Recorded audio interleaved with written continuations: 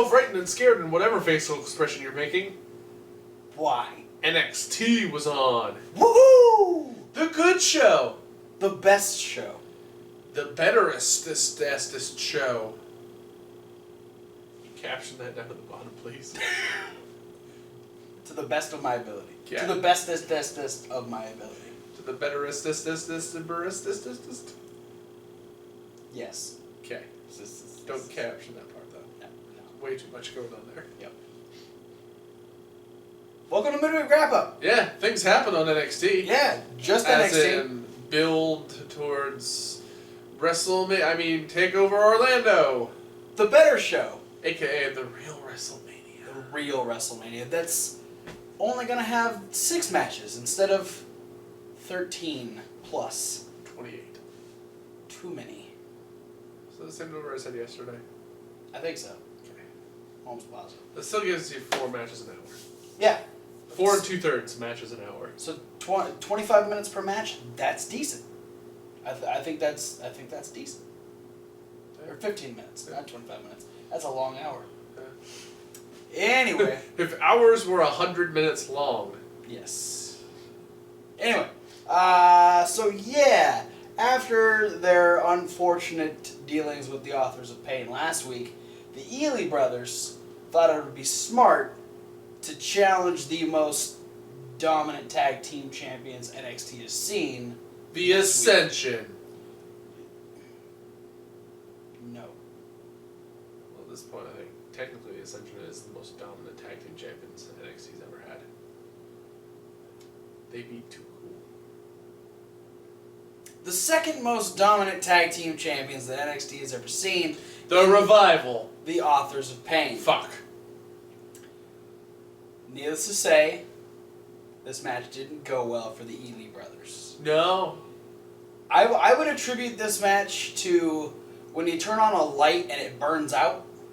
Like, that one little flash of light was about as much of a chance the Ely brothers had, and then darkness. Yeah, pretty sure was it Uriel who started the match? Yes. Fucked up. Yeah, you're pissed off. Akam?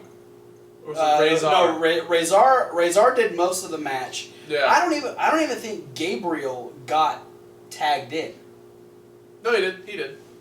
Oh yeah, because he was the one that got fucking. Yeah, I'm pretty sure Akam was the one that never got a legal tag. Akam only got tagged in to do the final or the last chapter. Yeah. That was the only time he got tagged in. Razor ran most of the match. Yeah. So the thing Uriel... he got tagged in. They did the Super Collider, and then so the 2 finishers is what Akam got tagged in. Yeah. Uriel pissed off Razor, who even after he tagged out to his twin brother, he still got headbutted in the fucking face for his efforts. Yeah. So I'm pretty sure that he legitimately ticked off his opponent. Well, you don't piss off the Authors of Pain. They're called the Authors of Pain. Don't make them mad. So, yeah, needless to say, the Ely brothers still not on the winning side of things as far as their career is concerned. No. And then Paul Ellering was letting the Revival know that they are the next names in his Book of Destruction. But DIY had a few words to say. Most notably that neither of them know what the word algorithm means. Yeah, algorithm is a weird word. I'm pretty sure that's how Johnny Gargano said it. That was my tie-in with the segment. Good job. Because Johnny Gargano couldn't even say it, let alone know what it meant. But he did know that... Which, for some reason, it just made me feel like they just called themselves stupid. Well, I don't think either of them really claim to be smart. Fair enough. They don't call themselves the smartest men in professional wrestling. They are DIY. Yeah, they are DIY. But they do know that they deserve a fair championship rematch since the Revival got involved in the last title match between them and the Authors of Pain. The Revival came out and said, let's be real here. We are the greatest tag team in the world, and if anyone's going to be getting a title shot, it should be us. Hell yeah. William Regal's like, well, oh man, I got 3 teams, all want the belts, they all want to fight each other. What can I do? 1, 2, 3. can't do a fatal 5-way. Can't do a fatal 4-way. Can't do a regular tag team match. How about a triple threat elimination match? I expected something a little bit more climactic than elimination when Regal left in a really big pause. When he's like, triple threat tag team elimination match. Like, he's like, I'm like, what's it gonna be? Elimination. I mean, it's not bad. Honestly, I was expecting it just to be a straight up triple threat first fall to a finish. So the elimination match does make it a little bit more interesting. Which you can now officially say that this is a tag team 3-way dance. Yes. Yes, it is. Which could also, I guess, be a 6-way dance if you're dividing things up equally. Or a triple threat elimination match. Tag team. So yeah, it is official. At NXT Takeover Orlando, we will have a triple threat elimination match for the tag team titles. Exciting. Absolutely. Speaking of tag teams, Heavy Machinery are getting ready to make their official debut, where they're not just brought in as kind of like extras. They're actually going to be on the roster. They're coming soon. We don't know when, but somewhere down the line. It's okay, they already lost to the Revival. Yeah, the 2-time NXT Tag Team Champions. A lot of people have lost the Revival. Yeah. We also had a second vignette for Aleister Black. Yeah. This is the one I'm excited about. Still don't know a debut date for him, but could it be Orlando? We don't know. If anything follows the typical path of somebody making their debut in NXT, vignettes that are like have production value behind them usually lead to takeover. Yeah, especially when you're getting ready for a takeover event. It makes sense. We had Nikki Cross in action taking on Macy Estrella, who is... Yeah. We saw her a couple weeks ago as part of a losing tag team effort to Billie Kay and Peyton Royce. She had a different last name. Now she's got kind of this... she's kind of got an old school type of dancer look to her. I don't even know, but I like it. She's very pretty. She's absolutely... That's one word for it. I mean, you can add words if you want. I'm just going to leave it at pretty. She's every bit as leggy as Billie Kay and Peyton Royce. Yeah, a little thicker. Which just is a little better. But... that was good too. She would have the unfortunate task of taking on the psycho little spitfire from Sanity, Nikki Cross. And... Psycho Groovy Cocaine Crazy. Macy got one good punch. And that was it. Well, that's where you don't know where Nikki Cross's life philosophy lies. Everybody gets one. Oh, well... Congratulations, Macy. You got your one. But then she would end up... Not only would she be just thrashed around by Nikki Cross, but she would be the victim of 6 fisherman neckbreakers. Nikki hit one, and Eric Young just kept saying, "You know what to do," and just kept telling her to, and she kept just hitting the move again and again and again. And finally, after the 6th one, she finally pinned Macy mercifully, if you can call it that. So it's too late for that. After 6, you're a bit far away from Mercy. From Mercy. But while she was celebrating her win, Noe Jose and Ty Dillinger decided, let's attack Sanity again, because they didn't learn from last week. Nope. They were still, once again, on the losing effort of this attack, as Ty Dillinger was forced to watch Eric Young give the wheelbarrow neckbreaker to Noe Jose, and then slapped in the face. But this officially makes a 6-man tag team match for next week's NXT, where Roderick Strong will join Noe Jose and Ty Dillinger. Yeah. So that should be fun to watch. And plus, this is all leading up to, I think, the final confrontation, potentially, between Ty and Eric Young at TakeOver again, I believe. So, we'll see. Probably with everyone barred from ringside. Yeah. That'd be cool. That'd be cool if they get to have like a street fight or something. cage match. That'd be cool too. Also next week we're having Best of 10 series. No. They just have to wrestle between all the other matches. Just every other match. Eric Young versus Tyler. Also next week we're getting another match between Andrade Cien Almas and Oni Lorcan after Andrade, who is just being an asshole, decided to shove Ho Ho Lun into a locker at the Performance Center, and Oni's like, bro, why you gotta be a dick? Yeah, he's like, try that with me. Yeah. He did, and he walked away. So, Ho Ho Lun's having high school flashbacks. So hard right now. do you think he was treated the same way in high school in China? The scrawny kid that loves professional wrestling? Probably. Probably. Yeah. I guess I never really... He doesn't look like king popularity to me. Well, I bet he is now. Yeah. Now he's working for WWE.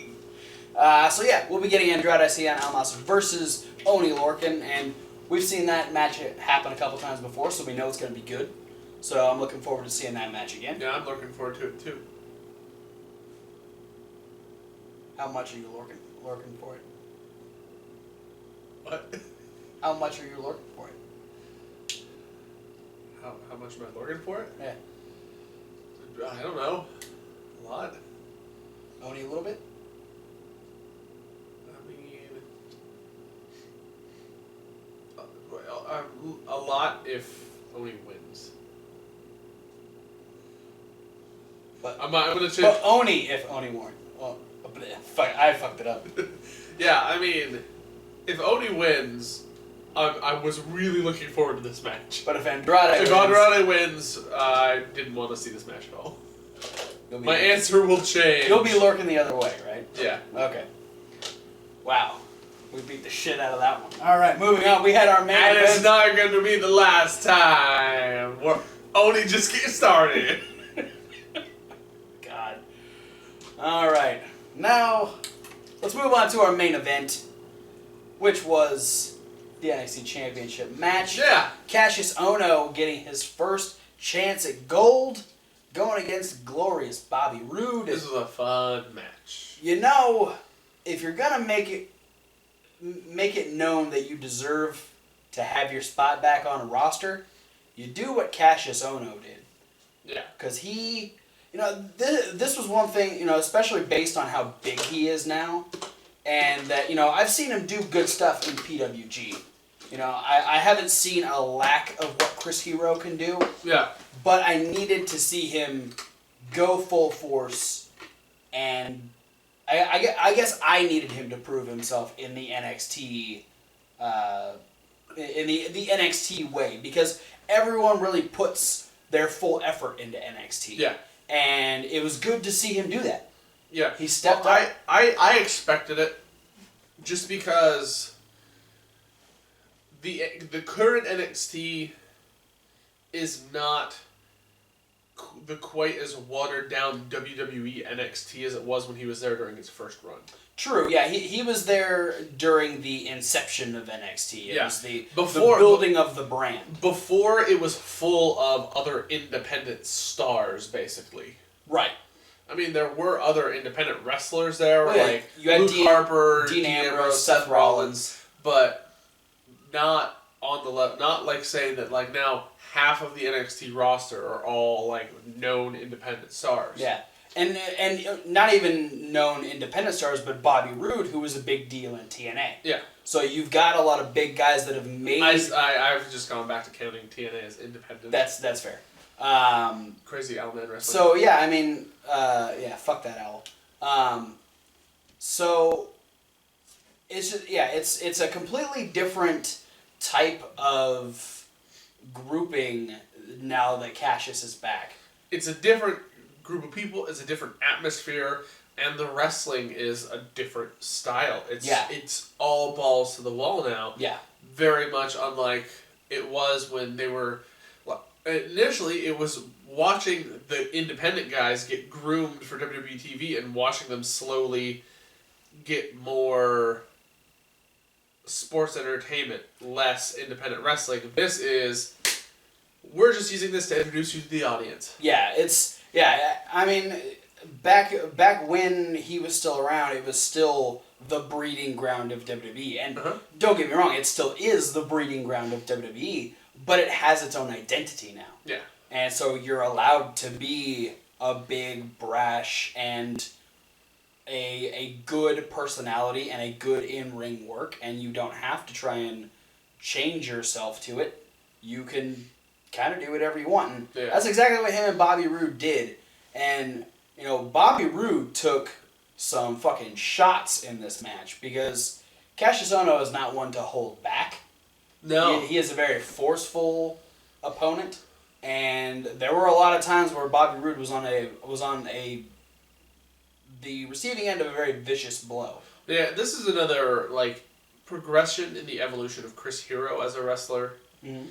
Because earlier in his career, Chris Hero tried to downplay his size and tried to wrestle a small man's game, using a lot of technical wrestling and a lot of high-flying stuff, when he should have just been capitalizing on the fact that he's a lot bigger than a lot of the other wrestlers on the indie circuit. Yeah. Which shows in NXT because he is quite a bit bigger than Bobby Roode.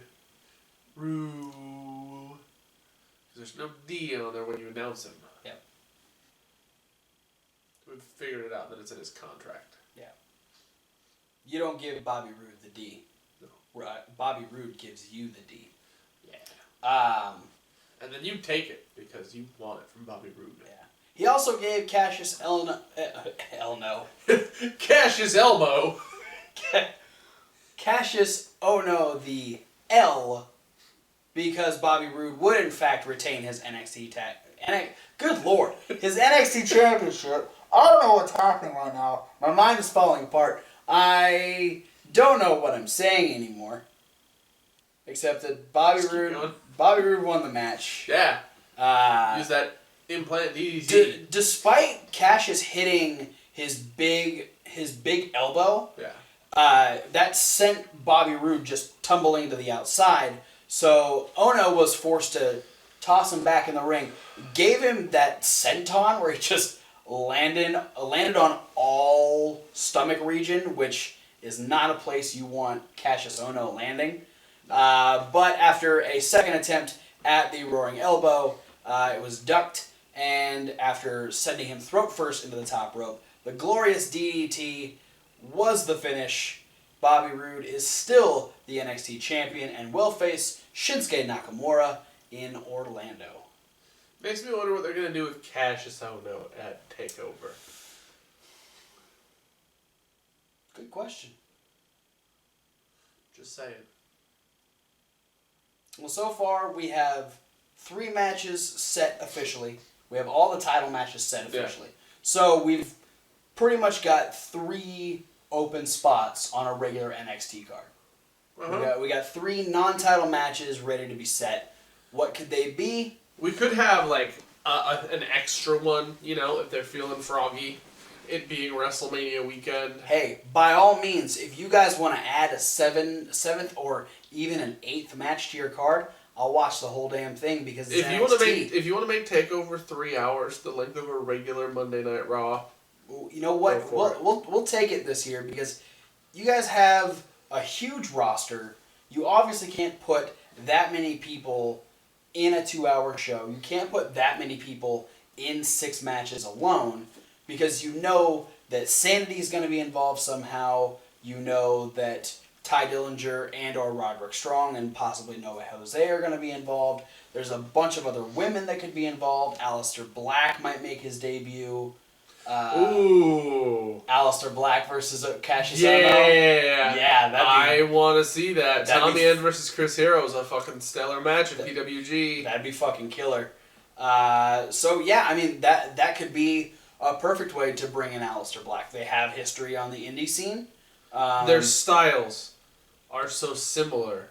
Yeah, it's not even funny. It's punch you in the mouth style. So yeah, it's pretty straightforward. White guy, strong style. So Who will we see at NXT TakeOver? We will find out in the coming weeks. One quick note, if you have not watched Lucha Underground yet, the first 2 seasons are on Netflix now. So yeah, they just launched to the Netflix. Get on your shit. Watch the first 2 seasons. Lucha Underground and chill. Do it. They actually have a T-shirt, Lucha and Chill, on their Pro Wrestling Tees store. So buy a Lucha Underground shirt. Check out seasons 1 and 2 on Netflix. Then you could actually use either Amazon or iTunes or however else you watch your TV shows to watch season 3 up to where they are now. Yeah, catch up. And then you'll be all caught up by the time they come back the last week of May. And you can come back over here to the midweek wrap-up this summer and you can talk to us about what's going on in Lucha Underground. Yeah. But for now, thanks for watching. Don't forget to like, comment, and subscribe. Click all the links down in the description. Send to all of our social medias. There's so many of them down there, and we want to use them. That's why they're there, for us to use them to communicate with you people. Exactly. You can also check out this review along with any news, Rob Review, and Tuesday Night Live in podcast form over on SoundCloud. That link is down there. Use the comments down below to give us suggestions on what other types of videos you want to see us do over on Reasonable Wrestling Fans. That's Reasonable with a W. Like wrestling, where we are going to be posting a lot more content leading up to and even more post-WrestleMania. Yeah. So let us know what you want to see. Check out posting stuff till you sick of it.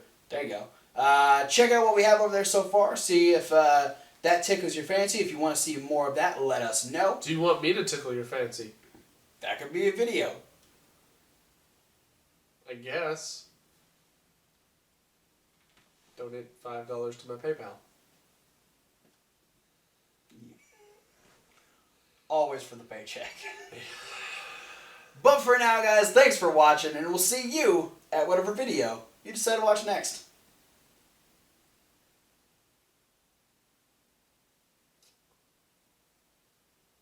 We're always kind of lost at the end of these videos. Yeah. There's no one to say fuck you to. I mean, I could find someone. But I don't think anyone actually deserves it, though. That's the problem. Yeah. There's people that deserve it on Raw and SmackDown. Yeah. No one really deserves it on NXT. Yeah, that's true.